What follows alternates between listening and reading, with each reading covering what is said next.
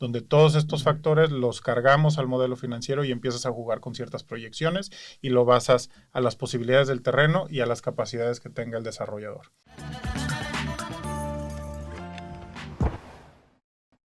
Bienvenidos conquistadores a su podcast de Real Estate Game.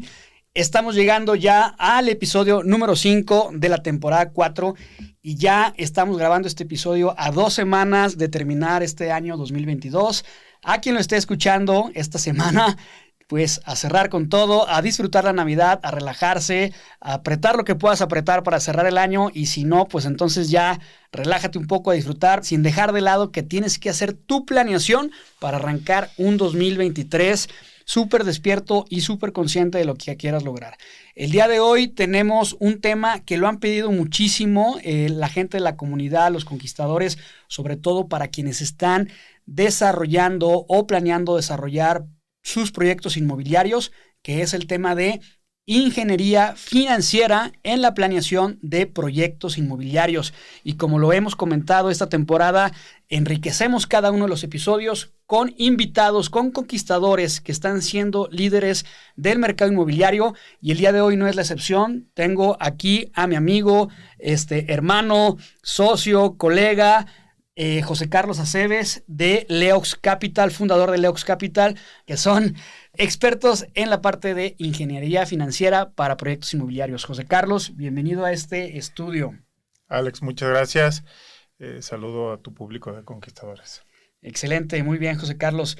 Pues bueno, creo que este es un tema que por más que lo hemos platicado, por más que se sabe que es algo que tiene que tener toda la atención de las personas, sigo viendo proyectos que siguen lanzándose al mercado con una pésima planeación o no con las suficientes herramientas de poder llevar a cabo una planeación, una ingeniería financiera, porque recuerden que el negocio del desarrollo inmobiliario, se los he repetido innumerables veces, no es un negocio de ladrillos, es un negocio financiero y entonces tenemos que irnos al Excel para hacer toda esta planeación y toda esta verificación en diferentes etapas del proyecto. ¿No es así, José Carlos? Claro, sí, la verdad es que en el mundo inmobiliario normalmente al desarrollador, una de las piernas no tan firmes que tiene o un poquito flacas, suele ser el tema de los números. Y no es que no lo sepan hacer, sino no hay un correcto seguimiento a lo largo del proyecto inmobiliario. Normalmente todo el mundo sabe hacer sus negocios, hacen sus números preliminares, pero como el desarrollo inmobiliario tiene un sinfín de tareas de ejecución, normalmente es un pendiente que se termina dejando un poco de lado y se pierde la supervisión de los números y normalmente se pierde esa capacidad de toma de decisiones a lo largo de la vida del proyecto y se dejan ir oportunidades o a veces se deja de pronosticar un problema que se pueda avecinar. Así es. Ustedes en Leox sé que tienen ya muchos años de experiencia en la parte de planeación y sé que han desarrollado una metodología que hoy quisiera que me compartieras. ¿Ustedes cómo lo han simplificado en estas fases? ¿Cuántas fases son? ¿Qué conlleva cada una? Platícanos un poquito, empezando supongo que que desde la tierra debe venir el tema y vamos desarrollando cada una de estas fases para que todos los conquistadores puedan ir tomando nota y puedan ir ordenando lo que de repente parece ser una bomba de números, una bomba de cosas que hacer, pues ver cómo lo podemos hacer de una manera más organizada. Exactamente. Nosotros al final del día la lógica la pone el desarrollo inmobiliario, ¿no? Entonces, la manera en la que se estructura el tema de números para llegar desde una posible planeación a terminar de construir una torre y entregar los departamentos, se divide básicamente en dos grandes etapas. La etapa de planeación y la etapa de ejecución. Dentro de la etapa de planeación se separa a su vez en dos fases. La fase 1 de la etapa de planeación es esta búsqueda de encontrar hacia dónde va el proyecto inmobiliario, qué es lo que se pretende diseñar y construir en el proceso.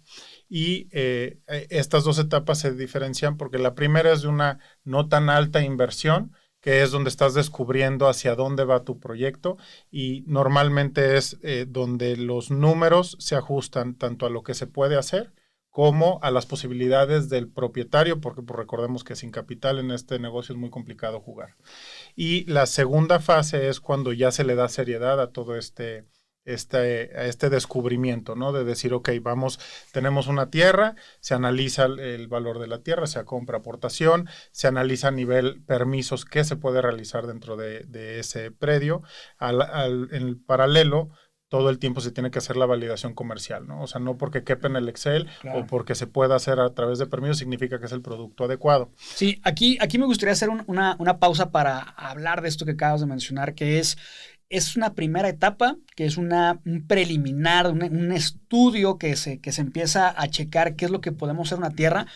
Pero dices, no se requiere tanto capital, obviamente se requiere hacer ciertas investigaciones, pagar por un dictamen de trazos, usos y destinos, que sí requiere cierta inversión de investigación previa al terreno, que, a ver, yo lo he dicho 1,000,000 de veces, en este podcast y en esta cuenta y en este perfil y en este todo, somos de los que te dicen la realidad, de aquel que te está diciendo que puedes desarrollar sin lana, simplemente pues ya cómprale su curso y va a estar perfectamente bien la cosa, pero entiende que la realidad no es esa, ¿no?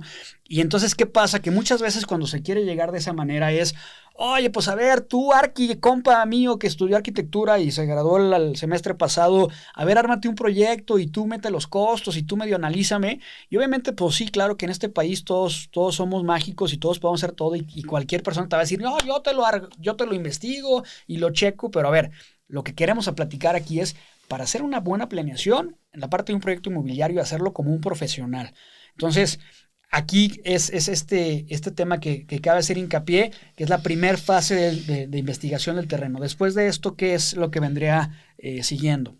Ok, sí, a lo que me refiero que es una baja inversión, es en esta etapa son puros preliminares, no entras en costos gruesos todavía. Okay. Por ejemplo, en el tema de arquitectura, que sería lo que sigue, es, ok, ya diseñar y dibujar preliminarmente, sin que sea un proyecto arquitectónico, normalmente se les llama factibilidad arquitectónica, ver que lo que tú estás pensando que quieres hacer, el producto que estás empezando a diseñar y va a tener permiso para construirse, quepa en el terreno en el que tú estás diseñando, porque no todos los terrenos se miden solo por superficie, sino hay que entender la morfología del predio, ¿no? Después eso lo llevas a un costeo y después ahí es donde entra, digamos, el modelo financiero a cobrar relevancia, donde todos estos factores los cargamos al modelo financiero y empiezas a jugar con ciertas proyecciones y lo basas a las posibilidades del terreno y a las capacidades que tenga el desarrollador. Ok. Esta misma secuencia que te digo, que arranca en la tierra, pasa por temas comerciales y de factibilidad, se repite en una etapa ya de una inversión más seria. ¿Por qué? Porque, por ejemplo, una factibilidad arquitectónica te puede andar rondando unos 15,000, 20,000 pesos posiblemente, pero ya un proyecto inmobiliario, un proyecto arquitectónico, perdón, ya te ronda los millones de pesos, ¿no? Uh-huh. Entonces, ya en esta segunda ronda de esta etapa de planeación, lo que sucede es que ya pasas a decidir quién va a ser tu gestor y te hacen cierta cotización para que logres todo el tema de estudios, premios y licencias. También decides quién va a ser tu comercializador, ¿no? Entonces, en esta etapa terminas de definir también tu arquitecto, empiezas a definir quién va a ser tu constructor y esta etapa nosotros la vemos como una etapa un poco más de jaloneo, ¿no? Donde los compromisos en la etapa anterior son suaves, en esta etapa ya empiezan a ser un poco más serios, ¿no? Donde ya los metros cuadrados no pueden ser aproximados, entonces normalmente con los arquitectos necesitas que te cubran las áreas que tú tienes pronosticadas de venta y de circulaciones, amenidades, etcétera. En el tema de comercialización empiezas a defender los precios y los descuentos para que hagan sentido. Al final del día no puedes desmembrar el proyecto inmobiliario en distintas ramas y que cada una se satisfaga en lo individual. Es un colectivo, ¿no? Nosotros, a mí me gusta más bien usar mucho el ejemplo del mantel, ¿no? Es una mesa donde estamos sentados varios de distintas disciplinas y el mantel pues solamente cubre una mesa, ¿no? Si se jala más hacia un lado va a descubrir la especialidad de algún otro de los que estemos sentados. Entonces, el arte de este modelo financiero es mantener la ecuanimidad, que mantenga una libertad, de que cada quien tenga su libertad en su especialidad, pero a su vez que el conjunto de todos los compromisos que se celebran del proyecto inmobiliario hagan sentido para que el negocio sea el que se anteponga a los intereses individuales de las disciplinas. Claro, y creo que esto que comentas es súper importante, entender que lo que hace una ingeniería financiera es no darte las respuestas de todo, sino meter toda la información de cada uno de los expertos invitados, que tú hablas muy bien con el ejemplo de la mesa, con el mantel, para que tú puedas meter esa información de estos expertos a un modelo financiero y entonces ahí empezar a jalar cada quien su mantel, como lo acabas de bien mencionar. Y eso es muy importante porque muchas veces queremos que a lo mejor vamos con una dirección de proyectos o una gestión de obra y malamente hay algunos grupos que ellos quieren dar la respuesta de todo de acuerdo a cómo les ha ido en la feria, pero pues obviamente el mercado es muy cambiante y va evolucionando muy rápido y tienes que tener a expertos que estén en tiempo real, en ese momento preciso, viendo qué está pasando con todo el tema de absorción, de formas de pago, de costeos, de tasas, de créditos, de todo este tipo de cosas, ¿no? Y la manera en la metodología que ustedes me comentas que lo hacen es, ustedes no toman decisiones de todos los temas, simplemente ustedes integran la información de expertos que suben a la mesa para ver al mismo tiempo todas estas especialidades, ¿no? Sobre todo yo me clavo mucho en la parte comercial, que creo que obviamente es que es mi fuerte, que el error principal es, ya acabamos de hacer todo, ahora sí busquen al comercializador, ¿no? Y es cuando, oye, pues ya traemos este producto y ya está hecho, ya están los precios, vamos a vender así, queremos que se pague de esta manera y vende. Cuando tienen que entender que la venta es cuando ya abriste el restaurante, cabrón, ¿no? La parte comercial y toda la estrategia tiene que ir previamente, muchos meses antes, para definirlo con un comercializador que tenga conciencia profunda del mercado. Completamente. Incluso también el esperarte ese momento te puede generar dobletear ciertos costos, porque si vas a modificar el producto una vez que ya lo diseñaste, si se justifica que ese cambio, pues tienes que volver a cambiar arquitecturas y meter reingenierías, ¿no? Entonces, sí, como bien lo mencionas, la chamba del modelo financiero es resaltar el impacto que las decisiones que se van tomando tienen dentro del negocio. Para poderlas medir, resaltar y resolver en su debido momento, o más bien en estas etapas preliminares, cuesta mucho menos que ya en una etapa de ejecución hacer cambios.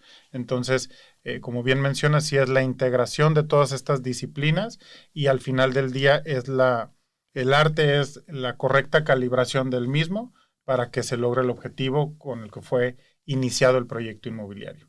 Y en esta segunda etapa que te menciono, o la segunda fase de planeación, el cierre de ese modelo financiero es, digamos, el acta de matrimonio del proyecto, porque ahí es donde se celebran todos los compromisos, donde se proyecta una absorción, el comercializador tiene clara la absorción. Previamente el arquitecto normalmente esta etapa ya terminó gran parte de su trabajo, pero ya hubo un compromiso de un cumplimiento de tabla de áreas. También en tema de construcción, normalmente ya hay un presupuesto base, inicio de a lo mejor algunas contrataciones de algunos subcontratistas, y ahí se fijan también ya ciertos presupuestos y se ponen topes y demás. Obviamente tenemos que entender que un modelo financiero, al ser proyectos multianuales, es un ser viviente, ¿no? O sea, sí, claro. no es ya lo cerramos, lo imprimo y regresemos en 2 años y se va a cumplir tal cual como lo proyectamos. No, es un ser viviente y hay que irlo nutriendo mes a mes durante la vida del proyecto, que eso nos lleva a la siguiente fase. La siguiente fase tiene características más de supervisión, donde ya más bien tienes que ir midiendo las variaciones de los compromisos. No significa que porque celebraste un acta de matrimonio en ese momento ya no puede haber alteraciones. Sí se puede hacer, de hecho es gran parte más bien es una de las grandes virtudes que tiene el que tengas tus números en tiempo y forma todos los meses, porque entonces te permite tener la flexibilidad de medir qué va bien, qué va mal, y si hay que hacer ciertas modificaciones, tener la posibilidad de hacerlas, que pueden ser muy pequeños o pueden ser, sí, ya un poco ya más grandes, incluso si cambias a lo mejor de vocación a algún producto, etcétera, pero ahí mismo mides esos posibles escenarios y el impacto que pueden tener en favor o en contra del proyecto, ¿no? Entonces, en esta etapa de supervisión es muy importante, y lo que nosotros siempre hemos sugerido, llevar un correcto control de los egresos, de los ingresos, y tener al final del día tú tienes un modelo financiero conforme va avanzando con un pasado que son registros y un futuro que es reproyección. Conforme va pasando el tiempo vas consumiendo, por ejemplo, agarrando el ejemplo del comercial, vas consumiendo del inventario porque lo vas vendiendo. Ahora tú tienes una lista de políticas y descuentos. Entonces, algo muy interesante es ir ajustando esos descuentos a lo largo de la vida. A lo mejor te quedas con las mismas políticas, pero si se te empiezan a vender muchos contados, pudieras a lo mejor estar dando mucho descuento y entonces vas generando estos ajustes para que vayas comportándote a la realidad que está viviendo el proyecto inmobiliario, ¿no?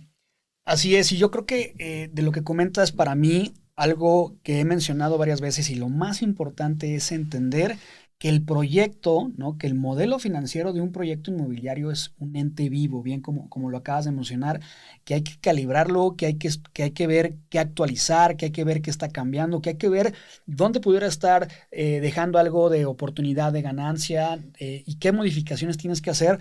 Y la realidad es que lo platicaba en episodios pasados. Muchas veces el problema es que no se tiene esta planeación y todo parece ser que es a como esté en ese momento la economía. Oye, si hay flujo entonces y había que pagar el piso, oye, pues pongan un buen piso, ¿no? Del proyecto, pero si en ese mes no había flujo y había que pagar, oye, pues a ver qué piso hay disponible, ¿no? O también en la parte de políticas comerciales o de cierre de ventas es, oye, pues amaneció de buenas el desarrollador y anda dando descuentos, cabrón, ¿no? Y amaneció de malas ahorita ninguno. Entonces, pero eso es porque parece risa, ¿no? Pero es verdad, ¿no? Claro. Se da cada día allá afuera y seguramente muchos de ustedes desarrolladores ya me los imaginé con la sonrisota en la cara de que ya me vi. Y no debemos de ser así, ¿no? Tenemos que ser gente profesional que haga las cosas porque, como les he dicho, no importa el tamaño del proyecto, eso no te exime de hacer las cosas de manera profesional desde un inicio, ¿no? Claro. Entonces, para mí este tema es súper importante verlo como un ente vivo, que no es como que, ay, el financiero ya nos entregó el proyecto, a ver, sácalo, hace 5 meses creo que está en la carpeta tal, o checa el correo que nos los mandó y ahora sí ve cómo vamos. No, esto tiene que tener una supervisión constante de principio a fin de la venta e inclusive muchas veces hasta posterior a la venta del proyecto, ¿no? ¿Y qué te define un proyecto, por ejemplo, cuando ya arrancas, pues tus inicios de obra o tu inicio de venta, ¿no? Ahí es cuando ya empezaste a celebrar ciertos compromisos con el proyecto y entonces ahí es donde cobra mucha relevancia ya el tema de la supervisión. Al final del día, todos los desarrolladores entienden el negocio en el que están en sus proyectos. Muchas veces lo que se ve o lo que pasa en el mercado es que pues hay dentro de la operación sin fin de actividades urgentes. Entonces el tema de los números suele postergarse, decir, bueno, lo revisamos porque si lo hago hoy o lo hago mañana no pasa nada. Y es real. Si lo haces mañana no pasa nada, pero ese mañana se convierte en semanas y meses. Entonces empiezas a tomar decisiones como desarrollador con información desactualizada. Entonces la gran bondad de tener tu información financiera bien documentada desde un inicio y durante la supervisión que la tengas oportuna, te permite tomar decisiones más acotadas a lo que te va a generar, como tú lo mencionas, tanto anticipar problemas que pueden venir hacia futuro, como tomar oportunidades de mercado, que es a lo mejor muy complicado prever desde un inicio, ¿no? También, pues como son proyectos multianuales, pues las condiciones alrededor del desarrollo cambian, ¿no? O sea, el apetito del cliente puede cambiar, puede haber alguna situación que genere algunas necesidades cambiantes y en su momento también hay buenas oportunidades que tomar de mercado, ¿no? Totalmente de acuerdo contigo, José Carlos. Esta parte del monitoreo, esta parte de esta segunda fase, que es verificar que todo lo que se bajó al Excel, pues se esté cumpliendo como se vio previamente, porque sabemos que financieramente el Excel es muy, muy correcto y obviamente no se equivoca, pero el chiste es que en la realidad de las cosas, en la realidad del mercado, en la realidad de momento, uno tiene que andar malabareando, teniendo esta base para que las cosas se vayan cumpliendo lo más cercano o dentro del rango delta que se previó de movimiento, ¿no? Ese es el tema más importante que hay que cuidar. Entonces, perfectamente bien, me queda claro cómo ir haciendo estas fases. Espero que a todos les esté quedando así de claro. Y ahora creo que lo importante, ¿cómo resumirías los highlights más importantes de los beneficios que se tienen de tener un buen modelo financiero o una buena ingeniería financiera para un proyecto inmobiliario? Sí, claro. El primero yo diría que es De un inicio, normalmente, sobre todo en este momento de verticalización que estamos viviendo en el mundo inmobiliario, la naturaleza del negocio vertical en cuanto a sus fondeos tiene particularidades distintas a lo que se manejaba anteriormente con lo horizontal. Entonces, tienes básicamente 3 tipos de ingresos: preventa, crédito y capital. Arrancas con tu capital, después se da la mezcla de preventas y deuda. Entonces, desde el principio puedes diseñar la estructura de capital y deuda junto con tus preventas que vas a tener. Entonces, te da un muy buen pronóstico de lo que vas a dialogar con la persona que va a comercializar y qué esperas que logre en cobranza. Te apegas a las realidades también de mercado.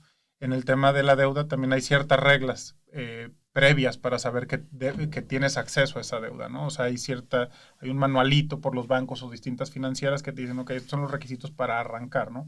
Entonces diseñas también alrededor de ello y al final del día entiendes también con qué capital cuentas y hasta qué proyecto te alcanza o qué capital requiere el proyecto para tenerlo listo y en su momento disponible.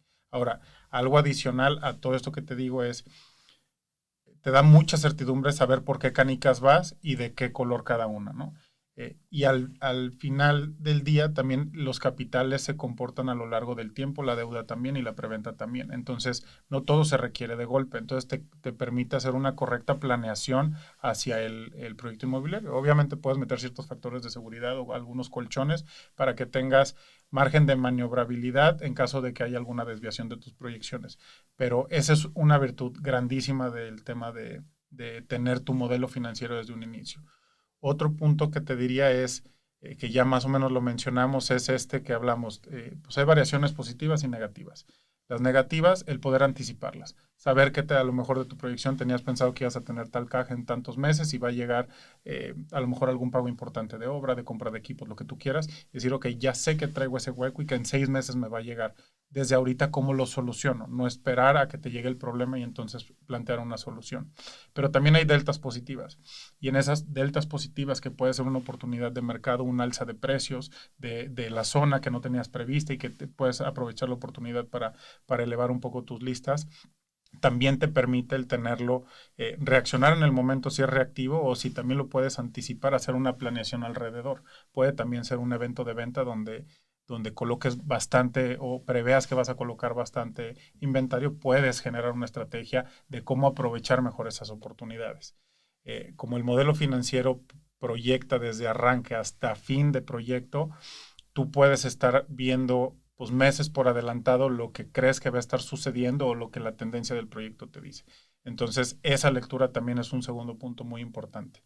Y el tercero, que a pesar de que es algo muy bueno, también no hay que abusar de él, es el que si tienes tu información actualizada y correcta, te permite tener la flexibilidad ante ya sea una oportunidad o, por ejemplo, también una problemática de que a lo mejor algún producto que tú pensaste o que en su momento cuando hiciste las validaciones comerciales sí se iba a vender y se te llega a atorar y cambias de vocación o haces subdivisión y metes cambio de proyecto en licencias o lo que tú quieras, que quieras hacer esa modificación sabiendo que tienes bien tu modelo y que hay gente que te está acompañando que es experta, te atreves como desarrollador a hacer esas modificaciones o cuando menos explorarlas. Entonces, tener esa herramienta que te permite explorar qué alternativas tienes, seguramente te va a beneficiar para que en caso de que tengas que tomar ciertas decisiones complicadas, te animes a explorarlas y a tomarlas en vez de que te puedas paralizar, a decir, bueno, pues le busco solución, así vender lo que traigo atorado de otra manera, ¿no? Cuando pudiera a lo mejor la respuesta estar en otro lado. Esas 3 creo que son las mayores virtudes que tiene el tener tu información financiera de la mejor manera.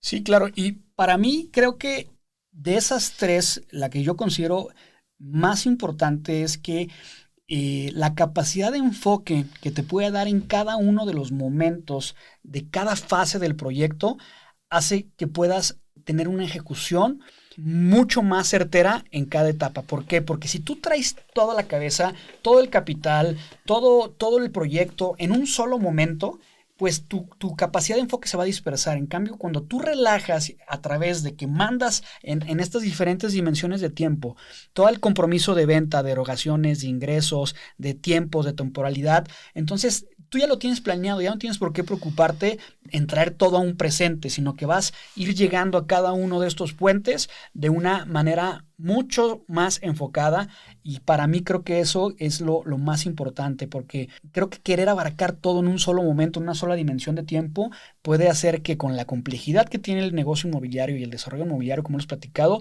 pues puedas estar perdiendo cositas que en un desarrollo inmobiliario, en los millones de pesos que se manejan en este negocio, pues algo que dejaste de ver durante un par de segundos, de días, no sé, pues se puede convertir en un problema, ya sea para la ejecución o para la utilidad o para cualquier tema del proyecto. Pues creo que obviamente, Jos, son muchas cosas que poderla resumir en un episodio del podcast, al detalle que esto requiere es complejo. Sin embargo, creo que lo hiciste de una manera bastante simple de entender. Pero seguramente hay muchas personas que hoy nos están escuchando que están ya por segundo o tercer proyecto, o que están con un proyecto, un desarrollo ya encaminado en una parte de planeación, y que les brincaron algunas cosas, ¿no?